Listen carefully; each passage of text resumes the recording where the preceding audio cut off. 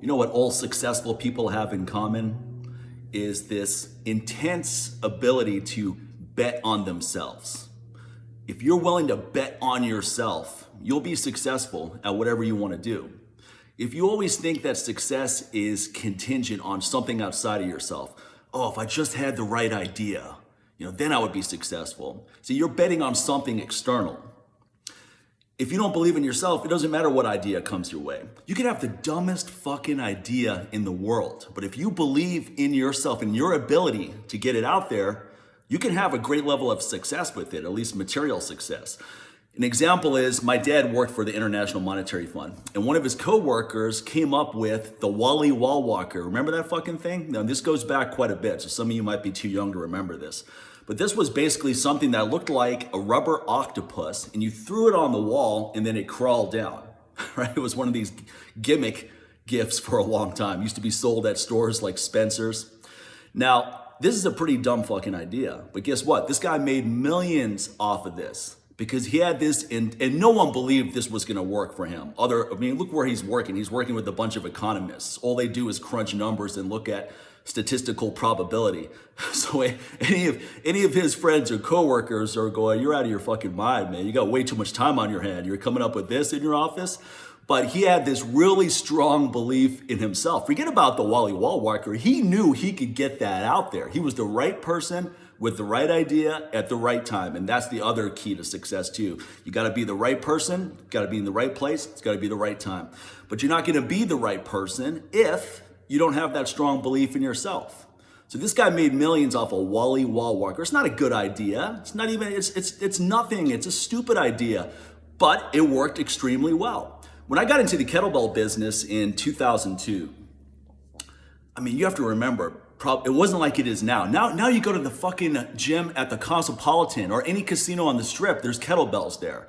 Albeit they usually don't go beyond 30 pounds, but that's okay. You just grab 3 and get to work. Everywhere you go, you see kettlebells. Every gym I've been to in the last several years has kettlebells, period. Now, when I first started in 2002, there were probably less than 50 people that even owned kettlebells. They were extremely expensive. There was only one option to buy them, Dragon Door, and then the shipping was absurd to get it to you. So, you had to be really committed to wanting to learn the art of kettlebells at that time. It's still pretty expensive now, but then it was astronomically expensive. And the quality of the bells is nowhere near as good as what is available now. Pro grade bells or competition bells being the best, in my opinion. Now, back to kettlebell training. So here's my idea. I get fired from the last job I ever have. I'm never gonna work for someone else again, ever. Made that decision. I don't care what I need to do. I'm not gonna go work for someone else ever again. Now, I remember telling my father, I'm gonna get into the fitness industry and I'm gonna focus on kettlebells. And he goes, kettlebells, those bowling balls with handles on it that I see you playing around with? I was like, yeah, those. And so he's looking at the statistics. He's looking at the probability of success, but he's not taking a very important component into account. Me. Fuck your statistics. Your statistics do not take me into account.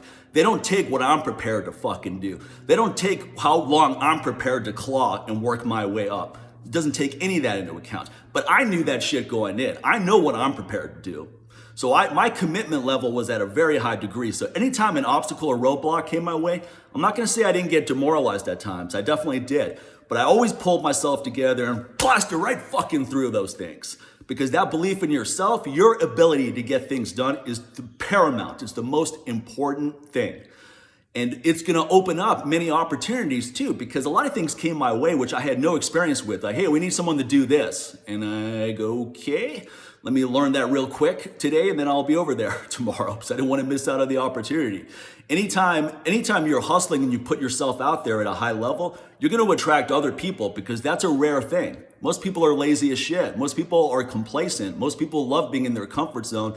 They have no desire to do anything exceptional. They're perfectly happy being mediocre, and that's fine, that's your choice. But I don't wanna be mediocre. I wanna be exceptional at whatever I do. I wanna have an exceptional life, more importantly. I wanna have, anyway, I could keep going on about exceptional, but I wanna have an exceptional life, and that starts with being an exceptional person.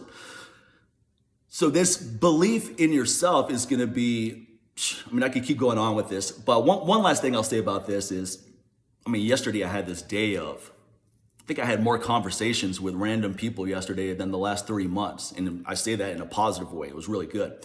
But I was talking to one guy I know at the dog park, and he was telling me about his daughter, who's a super smart young lady and very good athlete. And he was saying that she's 16 and she's really stressed about what she's going to do with her life. Now, that's really young to be stressed about that. So just be a kid. Don't worry about what you're going to do when you're 16. Just follow your interests. That's what you should be doing at 16. I'm not a parent, but if I had kids, that's what I would say. Find things that you're excited about and follow those, because you never know where it'll take you. I got into fitness as a hobby when I was a teenager, and now it's how I make my living, and I make a great living doing it. I didn't think of that back then. I didn't anticipate that.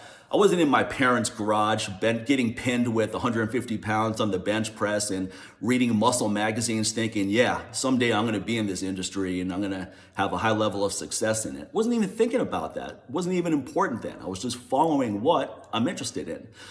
So back to my friend's daughter, I basically said, look, she's highly intelligent and she's a very hard worker. So I wouldn't be worried about her at all, honestly, because when you have those two things, then I don't think he's worried about her. She's more worried about herself. But if I have a chance to talk to her, I would say, look, you're really smart and you're a hard worker. So you're going to figure it out. Don't even worry about what comes next. I majored in religious studies for my bachelor's degree. Religious studies. No one thought that was a good idea. They go, religious studies, what are you going to do? You're going to go to seminary school? You're going to be a fucking priest? I go, look, I don't know what I'm going to do with this. Why do I need to worry about 10 years from now? Now, I'm 20 years old in college. I got to worry about what's going to happen when I'm fucking 35. Let me focus on what I'm doing right now, because this is captive. For whatever reason, this is captivating my interest. So why deny that? I don't give a fuck if it's impractical. I'm not trying to be like every other motherfucker out there wearing a monkey suit, doing a job you hate, being in a loveless marriage. I'm not down with any of that shit. I live my life my own way. Unconventional, I don't give a fuck. So with religious studies, all of a sudden I went from being a really mediocre student. I had terrible SAT scores, a terrible student in high school, barely made it into college, was very mediocre my first year in college. Second year, I met my mentor in Lewis and Clark College in Oregon, Professor Art Bueller.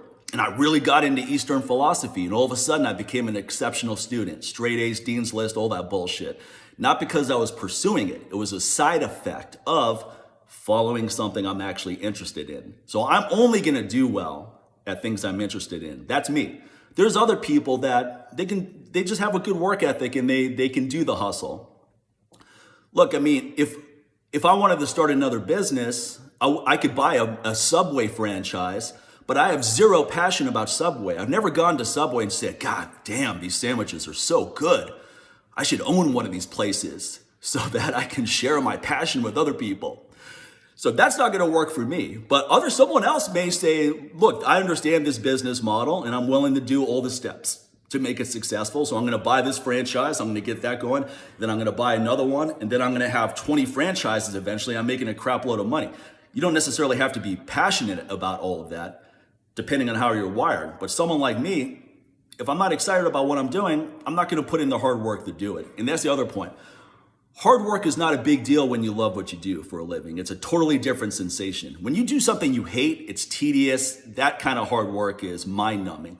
But when you do what you want to do, when it's your thing, when it's something you're trying to build, you won't hesitate to put in the hard work. I worked 7 days a week, all day for the first 4 years of my business. Only in the last couple of years have I been able to pull back the reins and actually enjoy my life, where now I work around my life rather than my life revolves around work. Because freedom is very important to me. But that's a topic for another time.